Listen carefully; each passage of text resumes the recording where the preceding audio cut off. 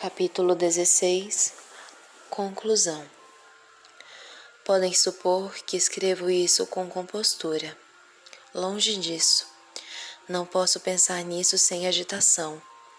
Nada, além dos seus desejos mais sinceros, expressos tão repetidamente, poderiam ter me induzido a assumir uma tarefa que perturbará meus nervos por meses e reintroduzir uma sombra do indizível horror que depois de anos da minha libertação, continuou a aterrorizar os meus dias e noites e tornou a solidão insuportavelmente horrível.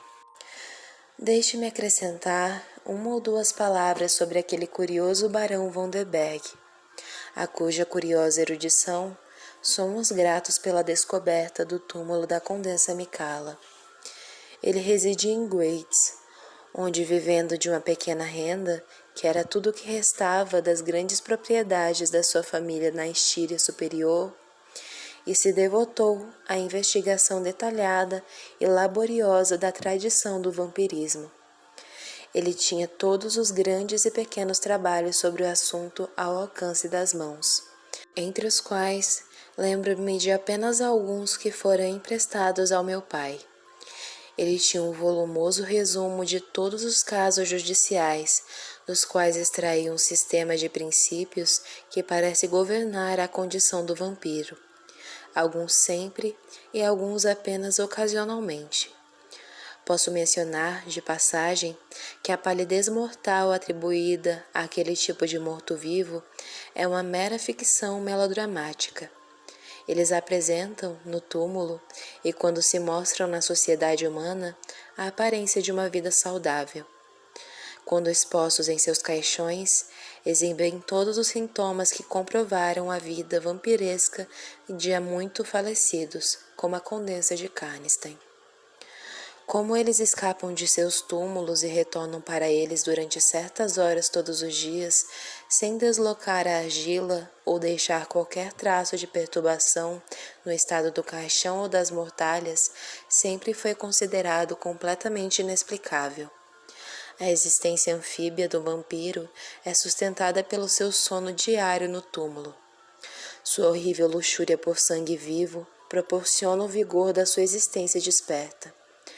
O vampiro tem propensão a se fascinar por indivíduos em particular, com veemência absorvente que lembra a paixão do amor. Na perseguição dessas pessoas, ele exercerá paciência e artifícios inescrutáveis, pois o acesso a um objetivo em particular pode ser um obstáculo de uma centena de maneiras diferentes. Ele nunca desistirá até que tenha satisfeito sua paixão e drenado a vida de sua vítima tão desejada. Mas nesses casos, ele pode proteger e protelar seu prazer assassino com o refinamento de um gastrônomo e aumentá-lo com as aproximações graduais de um corte hábil. Nesses casos, ele parece desejar algo como simpatia e consentimento. Nos casos ordinários, ele avança diretamente até seu objetivo, domina com violência, estrangula e exaure em um único banquete. O vampiro está aparentemente sujeito a certas situações em condições especiais.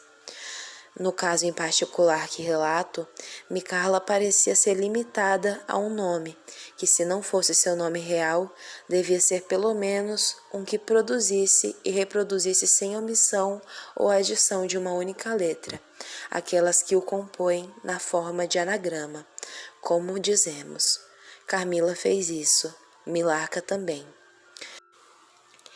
Meu pai contou ao barão von der Berg, que ficou conosco por 2 ou 3 semanas depois da expulsão de Carmila, a história sobre o nobre Movário sobre o vampiro do cemitério de Karnstein. Então perguntou ao barão como ele havia descoberto a posição exata que há muito estava oculta da tumba da Condessa Micala. Os traços grotescos do barão se contorceram em um sorriso misterioso. Ele olhou para baixo, ainda sorrindo, mexendo com seus óculos, então levantou os olhos e disse: Tenho muitos diários e outros documentos, escritos por aquele homem notável. O mais curioso entre eles é um que tratava da visita que se refere a Karnstein. A tradição, é claro, a descolora e distorce um pouco. Ele podia ser chamado de nobre Movário, pois mudara-se para aquele território e era de fato um nobre, mas era na verdade nativo da Estíria Superior. Basta dizer que, quando era muito jovem, ele fora um apaixonado e apreciado pretendente da linda Micala, condessa de Karnstein. Sua morte lhe causou um pesar inconsolável. É da natureza dos vampiros crescer e se multiplicar, mas de acordo com uma lei definida e fantasmagórica. Suponha que um território inicialmente perfeitamente livre dessa peste. Como ela começa e como eles se multiplicam, eu lhes direi. Uma pessoa mais ou menos perversa comete suicídio. Um suicida, sobre certas circunstâncias, torna-se um vampiro.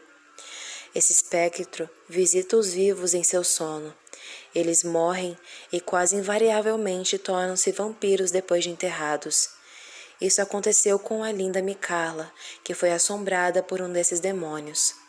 Meu ancestral, Vondenberg, cujo título ainda carrego, logo descobriu isso, e no curso dos estudos a que se devotou, descobriu muito mais. Entre outras coisas, concluiu que a suspeita de vampirismo provavelmente cairia mais cedo ou mais tarde sobre a condessa falecida, em que em vida fora seu ídolo. Ele ficou horrorizado, fosse ela o que fosse, com a ideia de que seus restos fossem profanados pelo ultraje de uma execução póstuma.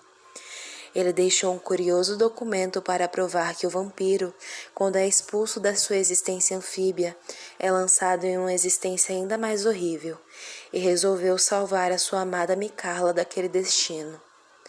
Então, ele adotou o estratagema de viajar para cá, com uma falsa remoção dos restos mortais e uma obliteração real de seu túmulo.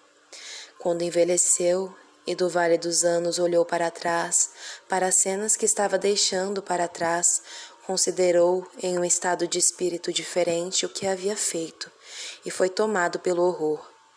Ele elaborou planos e notas que me guiaram até o local exato e escreveu uma confissão da mentira que havia praticado. Ele planejou tomar alguma atitude sobre o assunto, mas a morte o impediu, e a mão de um descendente remoto guiou, tarde demais para alguns, a busca pelo covil da fera. Conversamos um pouco mais e, entre outras coisas, ele disse: um dos sinais do vampiro é a força nas mãos. A mão esguia de Micala se fechou como um alicate sobre o pulso do general, quando este se levantou com o machado para golpeá-la. Mas a sua força não está confinada em seus músculos. Ela entorpece o membro que segura, que se recupera lentamente ou nunca. Na primavera seguinte, meu pai me levou para viajar pela Itália. Ficamos longe por mais de um ano. Demorou muito para que o terror dos eventos recentes se desvanecesse. Até mesmo nesse momento lembro-me da imagem de Carmila, com variações ambíguas. Às vezes, a garota brincalhona, lânguida, linda, charmosa. Às vezes, o demônio contorcido que vi na igreja arruinada. E com frequência, sou despertada de um desvaneio, acreditando ter ouvido o passo suave de Carmila à porta da sala de vestir.